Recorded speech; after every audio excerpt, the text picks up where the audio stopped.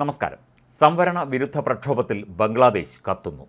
പോലീസുമായുള്ള ഏറ്റുമുട്ടലിൽ കൊല്ലപ്പെട്ടവരുടെ എണ്ണം വർദ്ധിക്കുകയാണ്.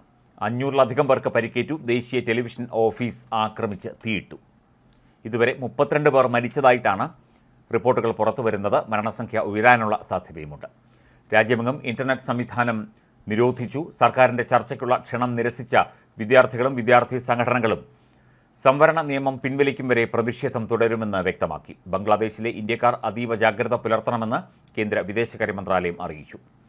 ബംഗ്ലാദേശിലെ സർക്കാർ ജോലികളിൽ സ്വാതന്ത്ര്യ സമര സേനാനികളുടെ കുടുംബങ്ങൾക്കുള്ള 30% സംവരണം അവസാനിപ്പിക്കണമെന്നാവശ്യപ്പെട്ടാണ് വിദ്യാർത്ഥികൾ തെരുവ് യുദ്ധം തുടങ്ങിയത്.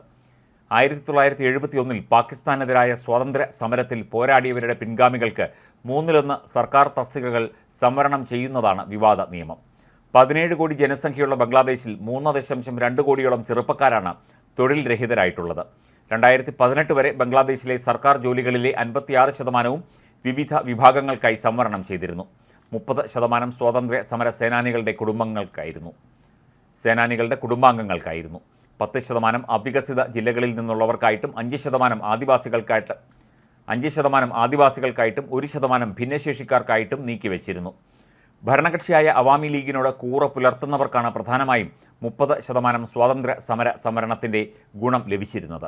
ഈ വ്യവസ്ഥകൾ നീക്കം ചെയ്യണമെന്നും മൊത്തത്തിലുള്ള സംവരണം 10%-ആയി കുറയ്ക്കണമെന്നും ആവശ്യപ്പെട്ട് 2018 ഏപ്രിലിൽ വിദ്യാർത്ഥികളും അധ്യാപകരും പ്രതിഷേധം നടത്തിയിരുന്നു. പ്രതിഷേധക്കാരും പോലീസും ഏറ്റുമുട്ടിയതോടെ തെരുവുകൾ യുദ്ധക്കളമായി. വിദ്യാർത്ഥികളുടെ ഈ പ്രതിഷേധത്തിന് ആഗോള പിന്തുണ കിട്ടിയതോടെ സർക്കാർ മുട്ടുമടക്കി. വിവാദ സംവരണമടക്കമുള്ള എല്ലാ ക്വാട്ടകളും റദ്ദാക്കിയതായി പ്രധാനമന്ത്രി ഷെയ്ഖ് ഹസീന പ്രഖ്യാപിച്ചു. എന്നാൽ ബംഗ്ലാദേശ് കോടതി 2024 ജൂൺ 5 എല്ലാ സംവരണവും പുനഃസ്ഥാപിച്ചു. ഇതോടെയാണ് ഇപ്പോൾ തെരുവുകൾ വീണ്ടും കത്തുന്നത്.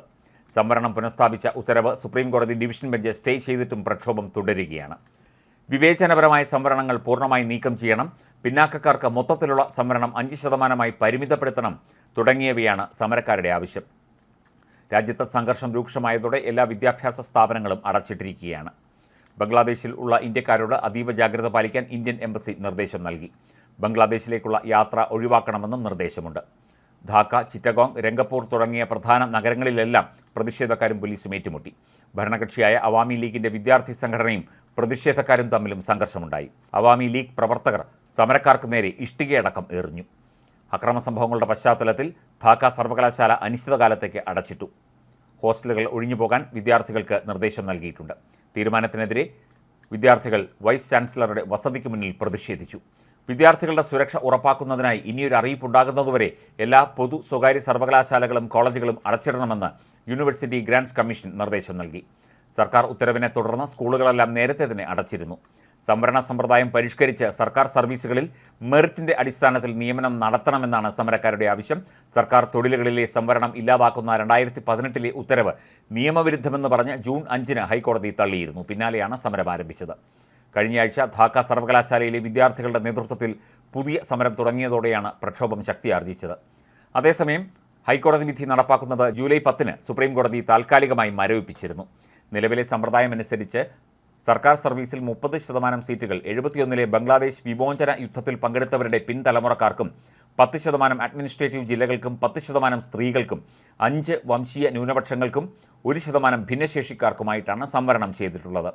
പ്രതിവർഷം പഠിച്ചിറങ്ങുന്ന 4 ലക്ഷത്തിൽ പരം ബിരുദ വിദ്യാർത്ഥികൾക്ക് 3000-ഓളം തൊഴിലവസരമേ സർക്കാർ മേഖലയിൽ ഉള്ളൂ.